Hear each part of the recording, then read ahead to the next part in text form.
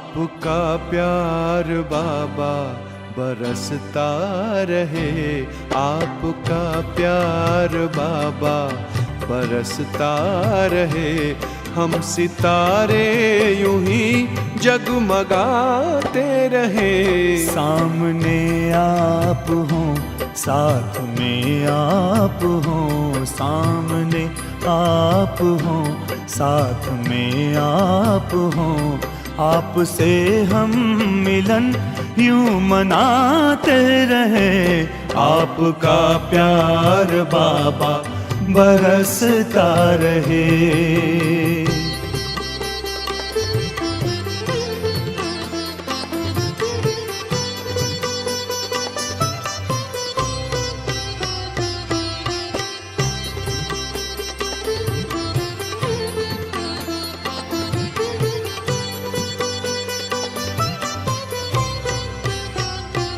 हुई खुशहाल है जिंदगानी, हो गए हैं सफल अपने हर पल।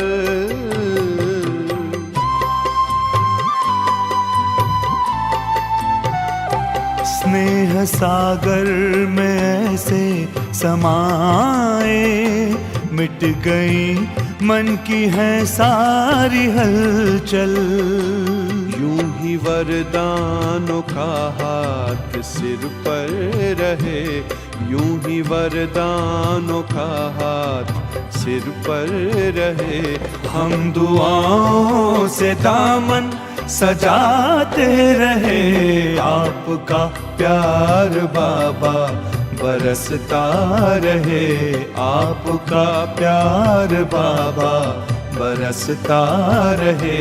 हम सितारे यूं ही जगमगाते रहे। आपका प्यार बाबा बरसता रहे।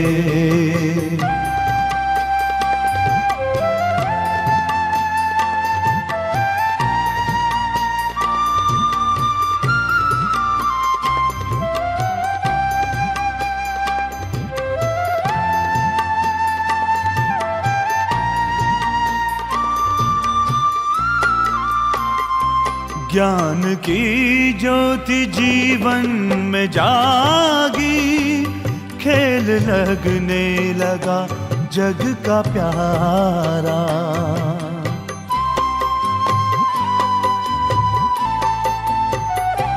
रचता प्यारा है रचना भी प्यार। ओम शांति।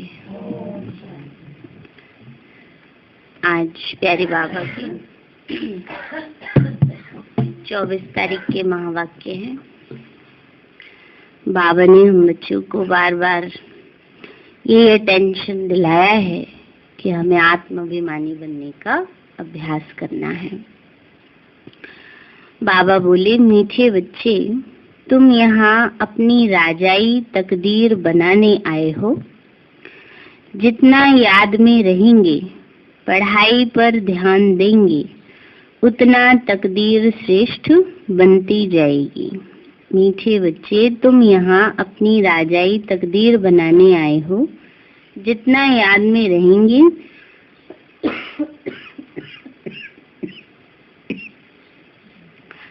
पढ़ाई पर ध्यान देंगे, उतना तकदीर श्रेष्ठ बनती जाएगी।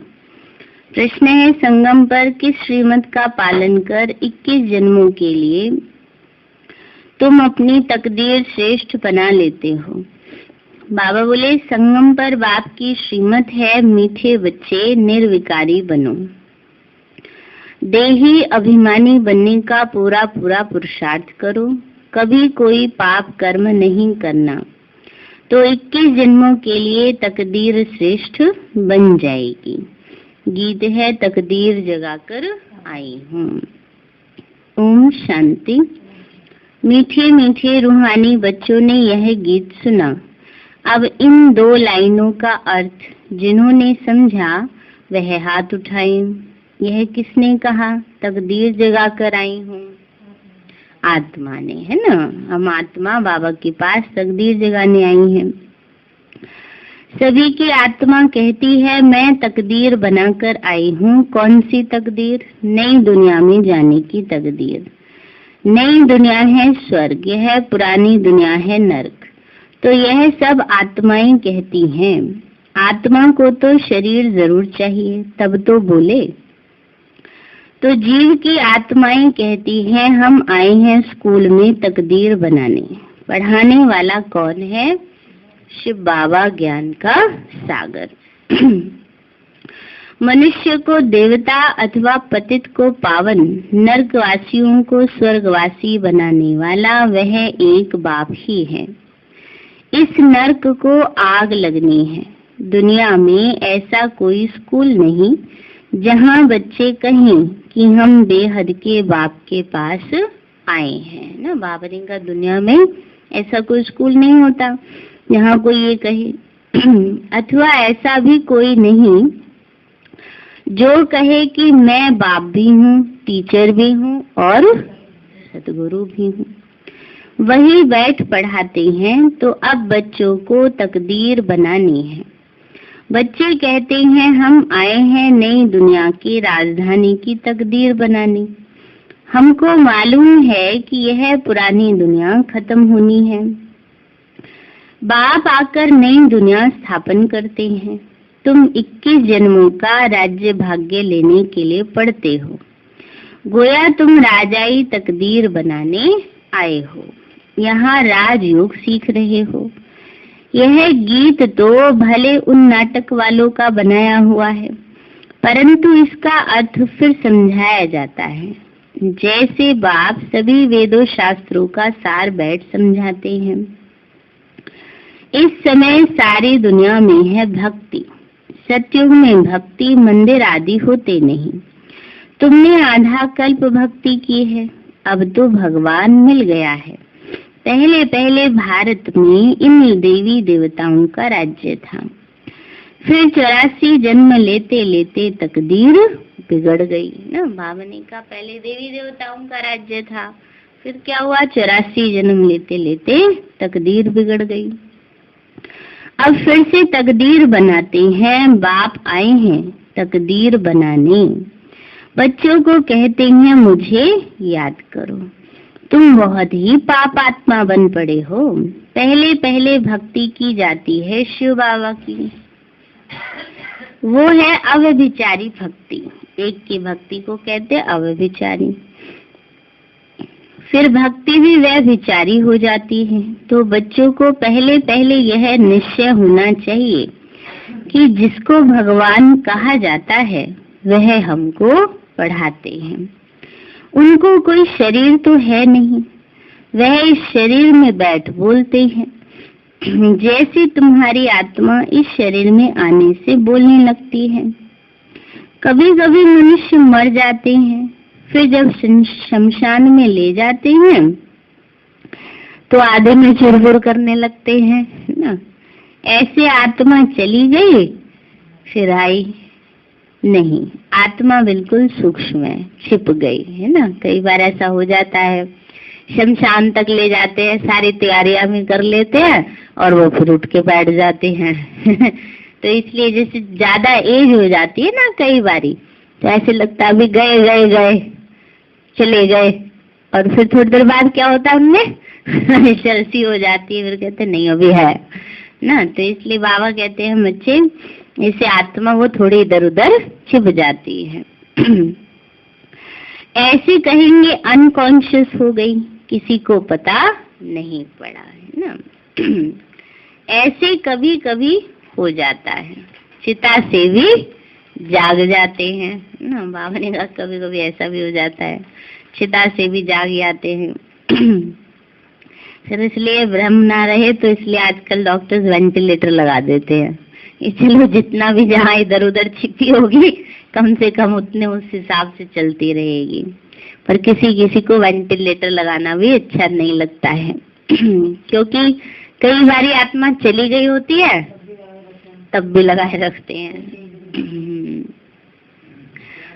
तो इसलिए बाबा कहते हैं चिता से भी जाग उठते हैं, फिर उनको उठा लेते हैं। तो ये क्या हुआ? आत्मा कहाँ छिप गई, फिर उसको अपने ठिकाने पे आ गई। आत्मा नहीं है तो शरीर एकदम मुर्दा हो जाता है। तो आत्माओं का देश है परम धाम। तुम जानते हो हम वहाँ उस घर में रहने वाले थे। पहले पहले हम आत्मा घर से आए सतयुग में। भारतवासी जो देवी देवता थे वही आए होंगे। वास्तव में जो जो धर्म स्थापन करते हैं पिछाड़ी तक कायम रहते हैं। बुद्धि का धर्म कायम है, बुद्ध का धर्म कायम है, क्राइस्ट का धर्म कायम है। सिर्फ देवी देवता धर्म वाले जो राज्य करते हैं उनका नाम ही गुम है। कोई भी नहीं है जो अपने को देवी देवता धर्म का कहता हूँ, क्योंकि अंदर वो गुण नहीं है, विशेषताएं नहीं है। बाप समझाते हैं भारतवासी अपने धर्म को भूल गए हैं। हमारा गृहस्थ धर्म पवित्र था, संपूर्ण निर्विकारी महाराजा महारानी का राज्य था। उनको कहते हैं भगवती लक्ष्मी और भगवान नारायण। वास्तव में भगवान एक है, उनको ही ज्ञान का सागर कहा जाता है। इन लक्ष्मी नारायण में तो कोई ज्ञान है ही नहीं। ज्ञान का सागर एक शिव बाबा है। वो बैठ तुम बच्चों को ज्ञान देते, तुम अभी पढ़ रहे हो। यह पढ़ाई फिर वहाँ भूल जाएंगे, याद नहीं रहेगी कि हम पिछले जन्म में ऐसे बैठ के पढ़ते थे ना। बाबा कहते सब भूल जाएंगे और याद करके करेंगे क्या फायदा भी क्या हो। बाबा कहते हैं बच्चे अभी तुम हर एक समझते हो हमारी आत्मा में 84 जन्मों का रिकॉर्ड भरा हुआ है। आत्मा अभी नॉलेज ले रही है, फिर सतयुग में जाकर अपना राज्य भाग्य करेगी। तुम कहेंगे हमने 84 का चक्कर लगाया, अब बाबा से हम स्वर्ग की बादशाही ले रहे हैं। हर एक उस दादे से वर्षा लेते हैं, परंतु अपने अपने पुरुषार्थ अनुसार। इसमें कोई हिस्सा बांटा नहीं जाता है। लौकिक में तो हिस्सा बांटा जाता है ना, चाहे बच्चे नालायक हो चाहे लायक हो, है ना, बराबर का हिस्सा मिलेगा। पावनी में यहाँ हिस्सा बांटने की बात नहीं, जितना मर्जी ले लो, जो मर्जी ना, कोई हिस्सा करने की जरूरत नहीं। हिस्सा तब किया जाता है ना लिमिटेड चीज हो। अज्ञान काल में बांटा जाता है। बेहद का बाप कहते हम वैकुंठ स्थापन करते हैं, उसमें ऊंचा मर्तबा पाना है, वो है तुम्हारे पुरुषार्थ पर मदान। जितना बाप को याद करेंगे उतना विकर्म विनाश होंगे, पवित्र बनेंगे। सोने को भट्टी में डालते हैं तो उनसे खाद निकल सच्चे सोने की बलि बन जाती है। खाली सोना रह जाता है ना, ऐसा जैसे वो बनाते हैं उसकी वो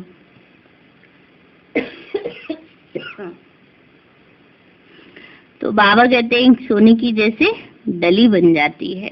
यह आत्मा भी सच्चा सोना थी, यहाँ पार्ट बजाने आती है। पहले है गोल्डन एज, फिर पहले चांदी की खाद पड़ी। आत्मा थोड़ी इम्प्योर बन जाती है, फिर आहिस्ते आहिस्ते थोड़ा घटती जाती है। मकान भी पहले नया, फिर आहिस्ते आहिस्ते पुराना होता जाता। 100 वर्ष के बाद कहेंगे पुराना। वैसे दुनिया भी नई और पुरानी बनती। आज से 5000 वर्ष पहले नई थी। इन देवी देवताओं का राज्य जो था वो कहाँ गया? 84 जन्म भोगते भोगते पुराना हो गया। आत्मा भी मैली तो शरीर भी मैला हो गया। गोरे से सांवरे हो गए। कृष्ण को भी गोरा और सांवरा दिखाते हैं। टांग नरक की तरफ और मुख स्वर्ग की तरफ। ने श्री कृष्ण के चित्र में देखा है ना, हाथ में स्वर्ग का गोला है और पैर की तरफ नरक का गोला है। तो तुम भी उस कुल के हो। याद आता है ना कि हम भी श्री कृष्ण के कुल के हैं। सतयुग में पहले नंबर वाली आत्माएं हैं। तुम्हारी भी टांग नरक तरफ और मुंह स्वर्ग तरफ है। अभी तुम पहले निर्वाण धाम में जाकर फिर स्वर्ग में आएंगे।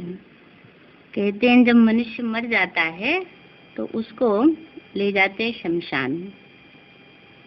तो जब बाहर होते हैं तो पैर शमशान की तरफ होते हैं और सिर दुनिया की तरफ होता है।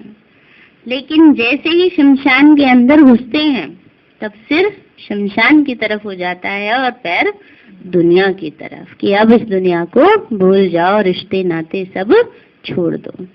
तो बाबा भी कहता है बच्चे, पैर इस पुरानी दुनिया की तरफ और मुख नई दुनिया की तरफ हो, माना बुद्धि में अब नई दुनिया हो। कलयुग को आग लग जाएगी, मूसलाधार बरसात, आग अर्थक्वेक आदि होती है। पतित आत्माएं सब हिसाब किताब चुकतू कर घर चली जाएंगी, बाकी थोड़े बचेंगी। पवित्र आत्माएं आती जाएंगी, अभी तो सब हैं कांटे। काम कटारी चलाना यह कांटा लगाना है। यहाँ तो बाप कहते संपूर्ण निर्विकारी बनना है। बाबा कहते हैं मुझे याद करो तो मैं स्वर्ग का वर्षा दूंगा, तो तुम पवित्र बन जाएंगे। तुम पावन थे तो गृहस्थ व्यवहार भी पवित्र था, अभी तुम पतित बने हो तो गृहस्थ व्यवहार भी अपवित्र विकारी है। सतयुग में व्यवहार धंधा भी सच्चा चलता है, वहाँ झूठ आदि बोलने की दरकार नहीं। झूठ तब बोला जाता है जब बहुत पैसे कमाने का लोभ हो। बाबा कहते बिजनेस में झूठ बोलते हैं ना, बाबा का झूठ तब बोला जाता है जब पैसे कमाने का, वहाँ तो अथाह पैसे मिलते। अनाज आदि का कोई दाम ही नहीं रहता है ना। आज से 100 साल पहले भी कोई इतना महंगा थोड़ी था जितना आज अनाज महंगा है। कितना फर्क था तब में और अब में ना। बाबा ने कहा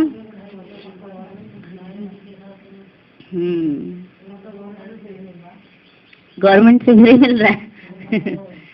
तो बाबा कहते हैं बच्चे, अनाज आदि का कोई दाम ही नहीं रहता, वहाँ कोई गरीब होता नहीं। जो अच्छा पुरुषार्थ करेंगे वह महाराजा बनेंगे, हीरे जवाहरातों के महल मिलेंगे। पुरुषार्थ पूरा नहीं करेंगे तो प्रजा में चले जाएंगे।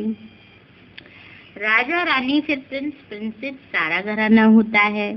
फिर प्रजा में भी नंबरवार साहूकार और गरीब प्रजा होती है। वहाँ तो सब पवित्र होंगे, राजा रानी वजीर भी एक है। वहाँ कोई बहुत वजीर नहीं रहते, राजा में ताकत रहती है राज्य चलाने की। तो जैसे बाप समझाते हैं तो बच्चों को भी समझाना चाहिए। हम भारतवासी देवी देवता थे, सतयुग में हमारा राज्य था। गृहस्थ व्यवहार में हम पवित्र थे, स्वर्गवासी थे। फिर पतित बनते बनते नरकवासी बने हैं, फिर स्वर्गवासी बनते हैं। ये तो खेल बना हुआ है। स्वर्गवासी एक जन्म में बन जाएंगे, फिर नरकवासी बनने में 84 जन्म लेने पड़ेंगे। सीढ़ी में बड़ा क्लियर दिखाया हुआ है, सीढ़ी का चित्र है ना, उसमें बहुत क्लियर दिखाया है कैसे एक एक पौड़ी उतरते हैं, एक स्टेप उतरते हैं। 84 स्टेप दिखाएंगे ना उसमें, माना एक एक जन्म नीचे हम आते जाते हैं। अभी बुद्धि में आया है हम जाकर स्वर्ग में राज्य करेंगे। अभी बाप से वर्षा ले रहे हैं, बाप ही सत्य बताकर नर से नारायण बनाते हैं। वे लोग जो सत्य नारायण की कथा सुनते वह कोई नर से नारायण बनते नहीं, तो वह कथा तो झूठी हुई ना। यहाँ तो तुम बैठे ही हो नर से नारायण बनने के लिए। वह ऐसे थोड़े ही कहते हैं पवित्र बनो, माँ में कम याद करो। सत्य नारायण की कथा पूर्णमासी के दिन सुनाते हैं। अब इस समय पूर्णमासी कहा जाता है 16 कला चंद्रमा को। जब पिछाड़ी होती है तब चंद्रमा की लकीर जाकर रहती है, जिसको अमावस कहते हैं। अमावस्या माना अंधियारी रात। सतयुग त्रेता को दिन और द्वापर कलयुग को रात कहा जाता है। यह सब पॉइंट समझने की हैं। ये शिव बाबा बैठ पढ़ाते हैं, वो बाप भी है, टीचर भी है और सदगुरु भी है। इनमें प्रवेश कर आत्माओं को पढ़ाते हैं। बाबा कहते हैं जैसे इनकी आत्मा भ्रकुटी के बीच में बैठी है, मैं भी आकर यहाँ बैठता हूँ। कहाँ? शिव बाबा भी ब्रह्मा की भ्रकुटी में बैठते हैं।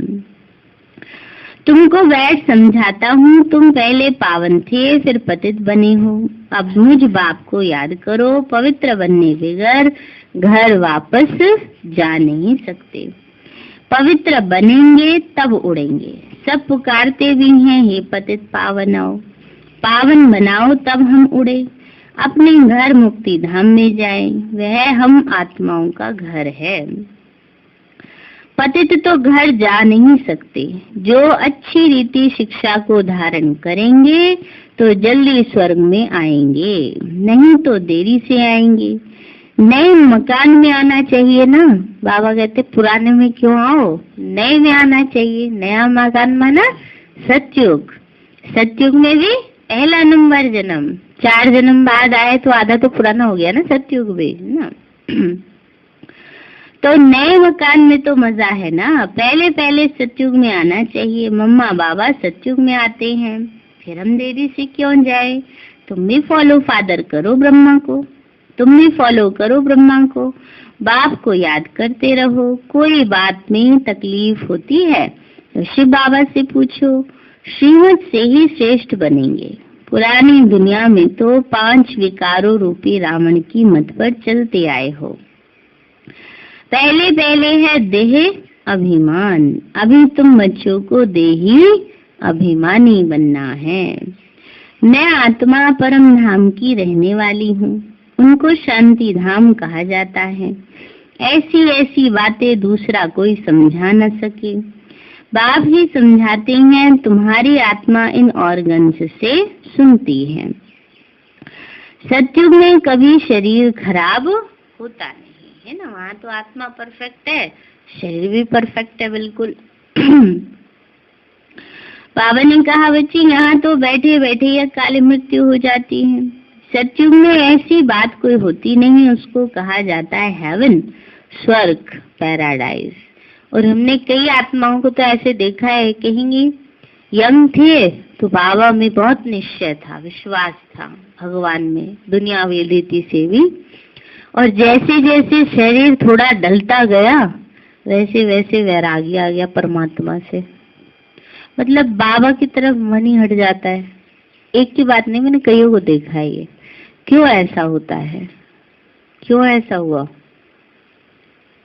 कई कहते हैं पहले हमारे को बहुत अच्छा योग लगता था, पहले बहुत अच्छी अवस्था थी, अब तो इतना वो नहीं होता।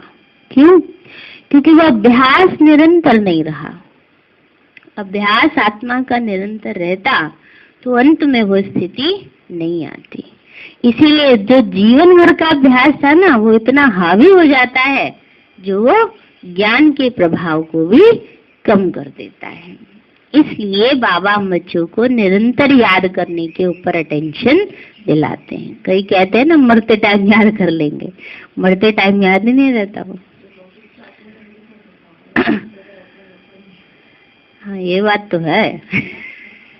दुनिया वालों के साथ, हाँ मैंने देखा भी उन्हीं को ही है, मतलब मैंने अनुभव भी उन्हीं के सुने हैं। ये तो दुनिया में परिवार में रहते हैं ना, तो उनको उनके साथ ऐसा हो जाता है ना। इसलिए बाबा कहते हैं ये निरंतर अभ्यास करते रहना चाहिए, छोड़ना नहीं चाहिए। तो बाबा के बच्चों को तो बल्कि हमने देखा है कि अंत समय, चाहे उससे पहले शरीर के कारण कुछ भी भूल गए, पर अंत समय बाबा ही उनको याद आया। बाबा के बच्चों को ऐसे देखा है। तो बाबा कहते हैं बच्चे, फिर हम चक्कर लगाकर पुनः जन्म लेते लेते 84 का चक्र पूरा किया। फिर बाप आकर बच्चों को स्वर्ग के लायक बनाते हैं। अभी तुम नई दुनिया के लायक बने हो, अभी तो नर्क है। अभी तुम आए हो नर्कवासी से स्वर्गवासी बनने की तकदीर बनाने। कहते हम शिव बाबा के पास आए हैं तकदीर बनाने। कल्प कल्प हर 5000 वर्ष बाद हम तकदीर बनाते हैं। हम स्वर्गवासी बनते हैं, फिर रावण राज्य शुरू होने से हम विकारी बन जाते हैं। अभी सब विकारी पतित हैं, तब आप आकर नई दुनिया स्थापन करते हैं। नई दुनिया में सिर्फ तुम बच्चे ही होंगे, बाकी तो सब शांति धाम में चले जाएंगे। ऊपर में आत्माओं का झाड़ है, फिर अपने अपने समय पर आएंगे। जब हमारा राज्य होगा तो वहाँ और कोई धर्म वाले होंगे ही नहीं। फिर द्वापर में रावण राज्य शुरू होगा। ये सब बातें अच्छी रीति धारण करनी है। यहाँ नरकवासी से स्वर्गवासी बनना है। नरकवासी मनुष्य को असुर और स्वर्गवासी मनुष्य को देवता कहा जाता है। अब सभी आसुरी स्वभाव वाले, इस समय कैसे हैं सभी? आसुरी स्वभाव वाले। बाबा ने कहा बच्चे, अब बाप बैठ पुरुषार्थ कराते हैं। बाबा कहते हैं पवित्र बनो, हर बात में पूछते रहो, बाबा से राय लो, है ना। कोई पूछते हैं बाबा धंधे में झूठ बोलना पड़ता है, झूठ बोलने से थोड़ा पाप बनेगा। वो फिर बाप को याद करते रहेंगे तो पाप कट जाएगा, है ना। बाबा ने कहा अगर बिल्कुल सच से चलोगे तो फिर कहेंगे खाएंगे क्या। अगर 4 रुपए की चीज आए कोई और 4 में ही वो बेच दे, तो फिर वो क्यों बिजनेस करे, है ना। इसलिए अब जो व्यापार का नियम अनुसार जैसे सिस्टम चलता आ रहा है उसके अनुसार चलते हैं ना। तो फिर बाबा कहते हैं लेकिन योग युक्त होकर के शुभ भावना रखते हुए अगर वो कार्य करते हैं, इसका मतलब ऐसे नहीं बड़े बड़े फ्रॉड कर डालो ये इसका मतलब ये नहीं है। वो एक एसेंशियल रूप से जितना जरूरी होता है उतना करेंगे और बाबा की याद में रहेंगे तो फिर उसका साथ साथ करता जाएगा। तो बाबा ने कहा बच्चे वह फिर बाप को याद करते रहेंगे तो पाप कट जाएंगे। आजकल की दुनिया में सब पाप करते रहते, कितनी रिश्वत खाते रहते। यह प्रदर्शनी का चित्र मैप्स है, ऐसे मैप्स कहाँ होते नहीं।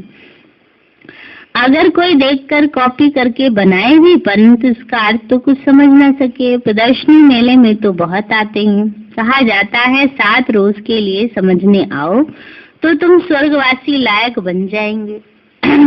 अभी नरकवासी हो, सीढ़ी में देखो कितना क्लियर है।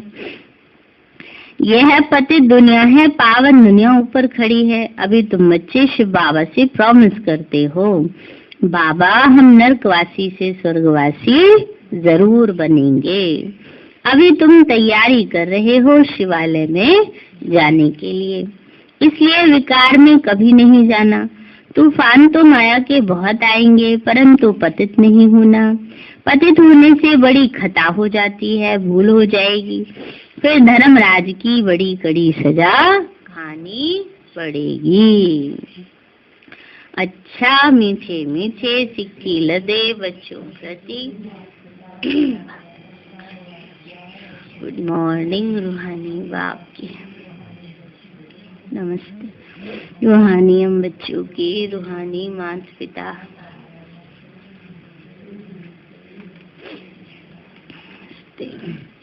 धारणा के लिए मुख्य सार है मनुष्य से देवता बनने के लिए जो भी आसुरी स्वभाव है, झूठ बोलने की आदत है, उसका त्याग करना है। उसका त्याग करना है, दैवी स्वभाव धारण करना है। दूसरा है घर चलने के लिए पवित्र जरूर बनना है। माया के तूफान आते भी कर्मेंद्रियों से कभी कोई विकर्म नहीं करना है। वरदान दिया बाबा ने, सच्ची लगन के आधार पर और संग तोड़ एक संग जोड़ने वाले संपूर्ण वफादार भव। सच्ची लगन के आधार पर और संग तोड़ एक संग जोड़ने वाले संपूर्ण वफादार भव। बाबा बोले संपूर्ण वफादार उसे कहा जाता है जिनके संकल्प व स्वप्न में भी सिवाय एक बाप के और बाप के कर्तव्य व बाप की महिमा के, बाप के ज्ञान के और कुछ दिखाई न दे। मेरा तो एक शिव बाबा, दूसरा न कोई। एक बाप दूसरा न कोई। बुद्धि की लगन सदा एक संग रहे तो अनेक संग का रंग लग नहीं सकता। इसलिए पहला वायदा है और संग तोड़ एक संग जोड़। इस वायदे को निभाना अर्थात संपूर्ण वफादार बनना। स्लोगन है, सत्यता की स्वस्थिति परिस्थितियों में भी संपूर्ण बना देगी। सत्यता की स्वस्थिति परिस्थितियों में भी संपूर्ण बना देगी। इसलिए सत्यता जितनी हमारे अंदर होती है ना, उतनी परिस्थितियों को सहज हम पार कर लेते हैं। सारे हैं मीठे बच्चे, तुम यहाँ अपनी राजाई तकदीर बनाने आए हो। जितना याद में रहेंगे, पढ़ाई पर ध्यान देंगे, उतना तकदीर श्रेष्ठ बनती जाएगी। प्रश्न है, संगम पर किस श्रीमत का पालन कर 21 जन्मों के लिए तुम अपनी श्रेष्ठ तकदीर बना लेते हो? बाबा बोले, संगम पर बाप की श्रीमत है, मीठे बच्चे निर्विकारी बनो, देही अभिमानी बनने का पूरा पूरा पुरुषार्थ करो, कभी कोई पाप कर्म नहीं करना, तो 21 जन्मों के लिए तकदीर श्रेष्ठ बन जाएगी। गीत है, तकदीर जगाकर आई हूँ। अच्छा, ओम शांति। मीठे बाबा, आपने हमें सब कुछ दिया, आपका पदम गुणावार शुक्रिया। प्यारे बाबा, आप हमें ज्ञान, गुणों, शक्तियों, वरदानों और सद्बुद्धि से भरपूर करते हो, आपका बार बार शुक्रिया। मीठे बाबा, आपने मुझ आत्मा को, इस सेवा स्थान को, विश्व की सर्व आत्माओं को निर्विघ्न बनाया, आपका बार बार शुक्रिया। प्रकृति के पांचों तत्वों का भी शुक्रिया, साइंस के साधनों का भी शुक्रिया, लौकिक अलौकिक परिवार का भी शुक्रिया। हे तन, तुम्हारा भी शुक्रिया। विश्व की सर्व आत्माओं का और ब्रह्मांड की सारी शक्तियों का, सब प्रकार का सहयोग देने के लिए शुक्रिया। मीठे बाबा, मुझ आत्मा ने जाने अनजाने में जिन भी आत्माओं को मनसा वाचा कर्मणा दुख दिया है, मैं उन सभी से क्षमा चाहती हूँ, मुझे क्षमादान दिलाओ। और जिन आत्माओं ने मुझे दुख दिया है, विघ्न रूप बने हैं, मैं उन सभी को दिल से क्षमा करती हूँ। सबका कल्याण हो, सबको सुख शांति सद्बुद्धि मिले और बाबा के सेंटर की सेवाएं खूब बढ़ती जाएं। शिव बाबा से सारी शक्तियां मुझ आत्मा में समा रही हैं,